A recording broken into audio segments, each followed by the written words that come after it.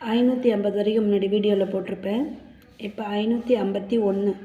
NCERTயின் தலைமையகம் அமைந்துள்ள இடம் புதுடெல்லி. கல்வி புதுமைகளும் நிறுவன சூழலும். கல்விச் செயலை மேம்படுத்த ஆராய்ந்து எடுக்கும் ஒரு முயற்சி கல்வி புதுமை எனப்படும். கல்வி குறிக்கோள் அடைதலின் இதுவரை காணப்படாத புதிய அணுகுமுறை கல்வி புதுமை எனப்படும். கீழ்க்கண்டவற்றுள் தவறான ஒன்றை தேர்வு செய்க.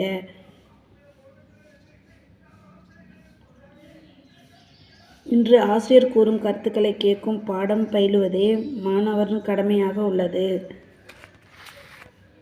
நிறுவன சூழலுக்கு அடிப்படையாக உள்ளது நிறுவன தலைவருக்கும் ஆசிரியருக்கும் நிகழ்கின்ற கருத்து பரிமாற்றம்.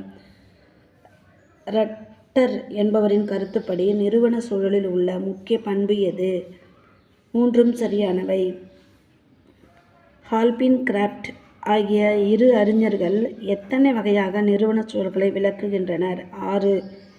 கீழ்க்கண்ட இணைகளில் உள்ள தவறான இணையை குறிப்பிடுக. கட்டுப்பாட்டு சூழல் நன்மைக்கும் ஆசிரியருக்கும் நெருக்கமான உறவு நிலவும். புதுமைகள் மலர்வதற்கான சூழல்கள். Condition for the emergency of the innovation. சமுதாயத்தின் புதுமைகள் பிறப்பதற்கான சூழல்கள் எவை? தனியாரின் சகிப்புத்தன்மை, நிறுவன சூழல், சமுதாயத்தின் உடனடி தேவைகள் பற்றிய விழிப்புணர்வு, அரசியல் அல்லது பொதுமக்கள் ஆதரவு. மூன்றும் சரியானவை. விமானத்தை கண்டுபிடித்தவர் ரைட் சகோதரர்கள். கீழ்க்கண்டவர்களுள் யார் மனம் கவர்ந்த தலைவர்? John Kennedy, Roosevelt, Martin Luther king, Gandhiji. மூன்றும் சரியானவை.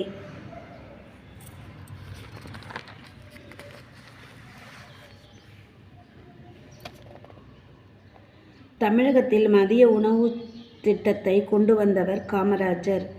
கீழ்க்கண்டவர்களுள் கருத்துப்படி தலைமை பண்பு என்பது இன்ஃப்ளூயன்ஸ் என வரையறுக்கப்படுகிறது.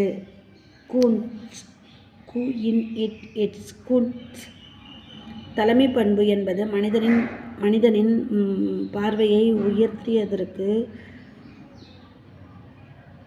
உயர்தளத்திற்கு தூக்குவது. இது யாருடைய கருத்து? ட்ரக்கர்.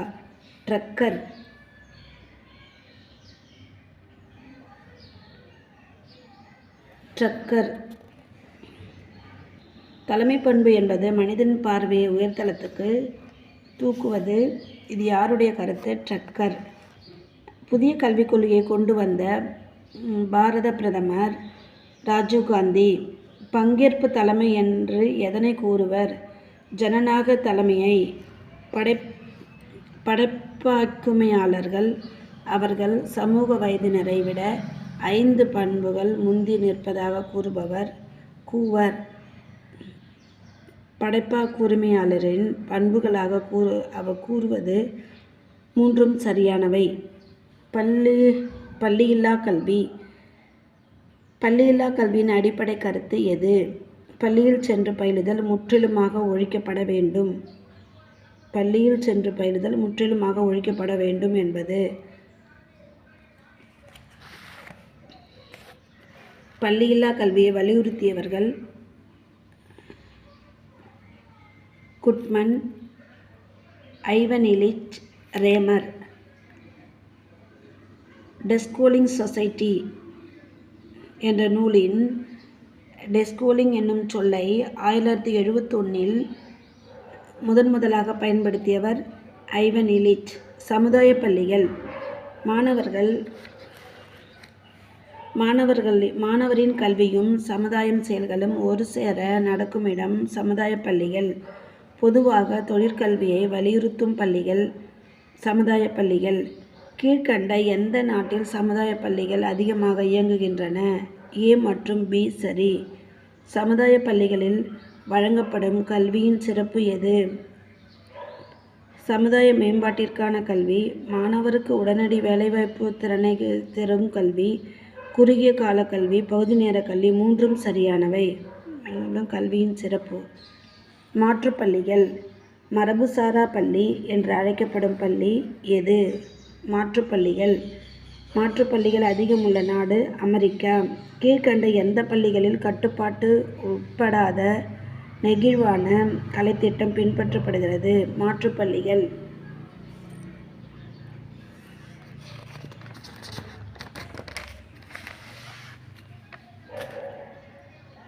பள்ளி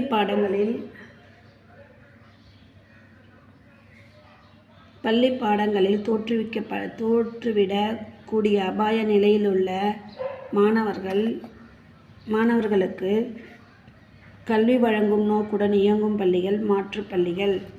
மாற்றுப்பள்ளிகள் சேரும் மாணவர்கள் எத்தனை வகையினர்? 5. வகுப்பு வேறுபாட்டில்லா பள்ளிகள். 1, 2 அல்லது வேறுபாடுகள் குழந்தைகள் ஒன்றாக சேர்ந்து ஒரே வகுப்பு சொல்லித்தரும் பள்ளியின் பெயர் வகுப்பு வேறுபாடில்லா பள்ளிகள். வகுப்பு வேறுபாடில்லா பள்ளிகள் சிறப்பு எது? மையக்கருத்து பள்ளி சுற்றி பாடங்கள், மதிப்பீட்டு முறை தொடர்ந்து ஒரே ஆசிரியர், குறைநிலை சாதனை மாணவர்களுக்கு வசதி, மூன்றும் சரியானவை. நவோதயா பள்ளிகள். கிராமப்புறங்களில் உள்ள அறிவு கூர்மை மிக்க மாணவர்களுக்கும் திறனாண்மை மிக்க மாணவர்களுக்கும் தரமிக்க கல்வி வழங்குவது நவோதயா பள்ளிகள். நவோதயா பள்ளியில் எந்த வகுப்பு வரை கல்வி வழங்கப்படுகிறது? 6 முதல் 12 வரை. நவோதயா பள்ளிகள் 8ஆம் வகுப்பு முதல் 12ஆம் வகுப்பு வரை எந்த மொழியில் கற்பிக்கப்படுகிறது? இந்தி மற்றும் ஆங்கிலத்தில்.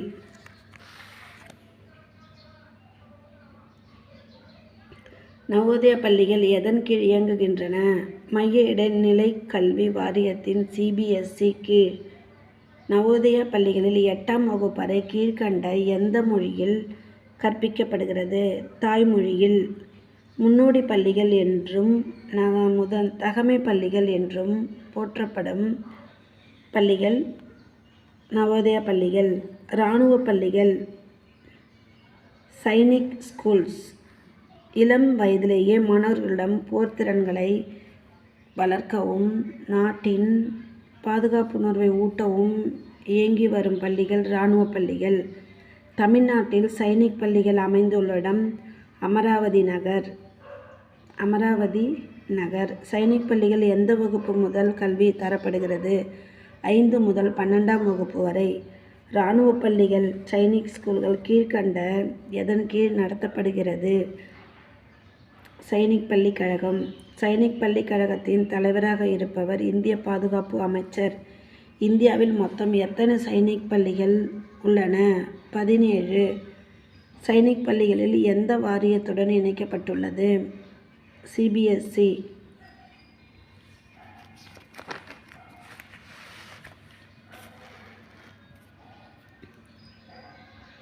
இந்திய தேசிய பாதுகாப்பு கழகம் டிஃபென்ஸ் அகாடமி அமைந்துள்ள இடம் புனே, மகாராஷ்டிரம்.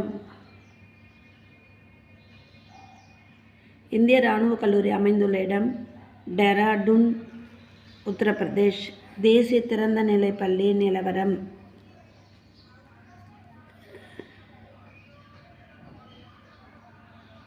இந்திய அரசின் மனிதவள மேம்பாட்டு அமைச்சகத்தால் தேசிய திறந்தநிலை பள்ளி நிறுவனம் தொடங்கப்பட்ட ஆண்டு 1989. இந்தியாவில் முதலில் தொலைநிலை கல்வியை ஏற்ற ஆண்டு. பல்கலைக்கழகம் அஞ்சல் வழி தொடர்கல்வி நிறுவனம் என தொடங்கியது 1962. கொடைக்கானல் பன்னாட்டு பள்ளி நிறுவப்பட்ட ஆண்டு 1901. செயல்வழி கற்றல். தொடக்க கல்வியில் முன்னேற்றத்தையும் புத்தக சுமையை குறைக்க வேண்டும் என்ற உரத்த சிந்தனையை முன்வைத்த கமிட்டி யஷ்வால் கமிட்டி. தேசிய கலை திட்டம் நேஷனல் கரிக்குலம் ஃப்ரேம் போர்டு பரிந்துரைக்கப்பட்ட ஆண்டு 2005. தேசிய கலை திட்டம் 2005. செயல்வழி கற்றல் முறைக்கு பரிந்துரைத்த கமிட்டி யஷ்வால் கமிட்டி. செயல்வழி கற்றல் முறைக்கு பரிந்துரைத்த கமிட்டி யஷ்வால் கமிட்டி. தமிழ்நாட்டின் செயல்வழி கற்றல் அணுகுமுறை எந்த செயல்பாடுகளில் இருந்து கொண்டு வரப்பட்டன? ரிஷிவேலி செயல்பாடுகள். தமிழ்நாட்டில் செயல்வழி கற்றல் சென்னை மகாராஷ்டிரா பள்ளியில் முதல் முதலில் கொண்டு வரப்பட்ட ஆண்டு 2003. இந்திய அரசு எந்த ஆண்டு தொடக்கநிலை கல்வியில் குறைந்தபட்ச கற்றலடைவுகள் minimum level of learning of the primary stage என்ற திட்டத்தை கொண்டு வந்தது? 1990. இந்திய அரசு எந்த ஆண்டு தொடக்கநிலை கல்வியில் குறைந்தபட்ச கற்றலடைவு? 1990. புதிய கல்விக் கொள்கையில் கொண்டு வரப்பட்ட ஆண்டு 1986. திட்டமிட்டு கற்பித்தல். திட்டமிட்டு கற்பித்தலுக்கு உளவியல் கோட்பாடுகள் எவை சரியானவை? தூண்டல், துலங்கல், வலுவூட்டம். தூண்டல், ஊக்குமை. தூண்டல், துலங்கல், வலுவூட்டம், ஊக்குமை. திட்டமிட்டு கற்பித்தலின் வகை எது? நேர்வழி திட்டம், கிளைவழி திட்டம். A மற்றும் B சரி. நேர்வழி திட்டத்தை தயாரித்தவர் B.F. ஸ்கின்னர். செயல்பாடு ஆக்க நிலையுறுத்தம் ஆப்பரண்ட் கண்டிஷனிங் என்னும் உளவியல் கோட்பாட்டின் அடிப்படையில் தயாரிக்கப்படும் திட்டம் நேர்வழி திட்டம். கிளைவழி திட்டத்தை தயாரித்தவர் N.A. கிரவுடர். உலக திட்டம் என்று அழைக்கப்படும் திட்டம் கிளைவழி திட்டம்.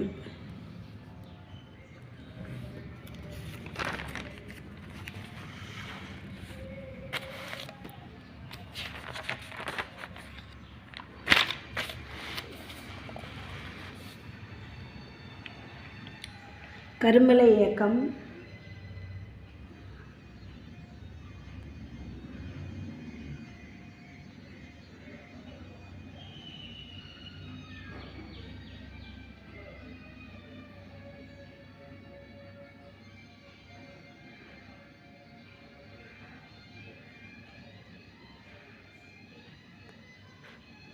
கரும்பலகை இயக்கம் கீழ்கண்ட எந்த கல்வியின் தரத்தை உயர்த்தும் நோக்குடன் கொண்டு வரப்பட்டது? தொடக்கப்பள்ளி.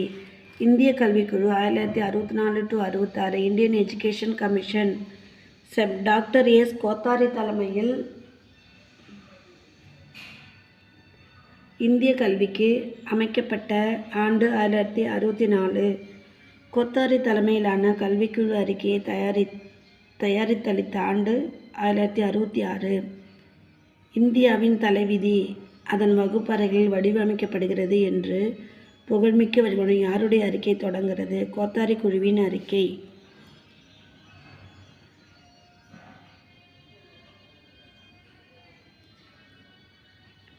கோத்தாரி குழுவின் பரிந்துரைகளில் முக்கியமானவை: சமுதாய மாற்றத்திற்கான கருவி, கல்வியின் தேசிய இலக்குகள், உற்பத்திக்கான கல்வி, தேசிய ஒற்றுமைக்கான கல்வி, ஜனநாயகத்தை வலுப்படுத்தும் கல்வி, புதுமையானதற்கான கல்வி. மூன்றும் சரியானவை.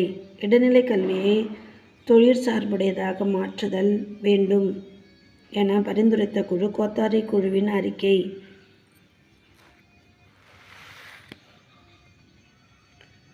பொது கல்வி முறையை நடைமுறைப்படுத்தப்பட வேண்டும் என்று எந்த கல்விக்குழு பரிந்துரைத்தது?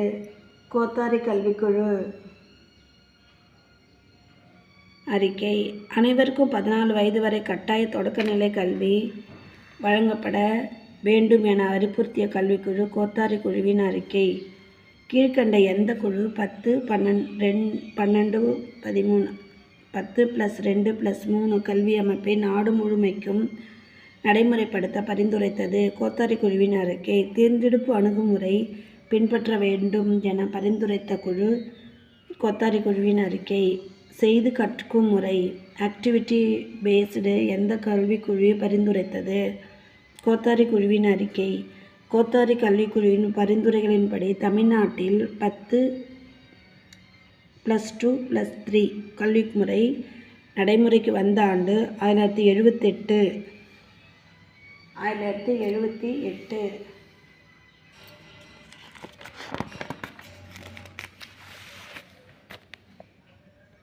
புதிய கல்விக் கொள்கை 1986. New education policy 1986. கல்வி ஒரு அறைகூவல், எஜுகேஷன் இஸ் அ சேலஞ்ச் என்று ஒரு ஆவணத்தை இந்திய அரசு நாடு தழுவிய விவாதத்திற்காக வெளியிட்ட ஆண்டு 1985. நாடு தழுவிய விவகாரத்திற்கு பின்னர் புதிய கல்விக் கொள்கை வெளியிடப்பட்ட ஆண்டு 1986. நாடு தழுவிய விவாதத்திற்கு பின்னர் புதிய கல்விக் கொள்கை வெளியிடப்பட்ட ஆண்டு 1986. புதிய கல்விக் கொள்கையை கொண்டு வந்தவர் ராஜீவ்காந்தி. புதிய கல்விக் கொள்கையின்படி தொடக்க கல்வியில் கொண்டு வரப்பட்ட புதுமை எது? கரும்பலகை இயக்கம், ஒவ்வொரு பள்ளிக்கும் ஒரு பெண்ணாசிரியர் நியமனம் செய்தல், அனைவருக்கும் கல்வி, மூன்றும் சரியானவை. குழந்தையை கற்றல், சைல்டு சென்ட்ரல் லேர்னிங் முறையில் கல்வி வழங்கப்பட வேண்டும் என்பது எதன் நோக்கம்? புதிய கல்விக் கொள்கை.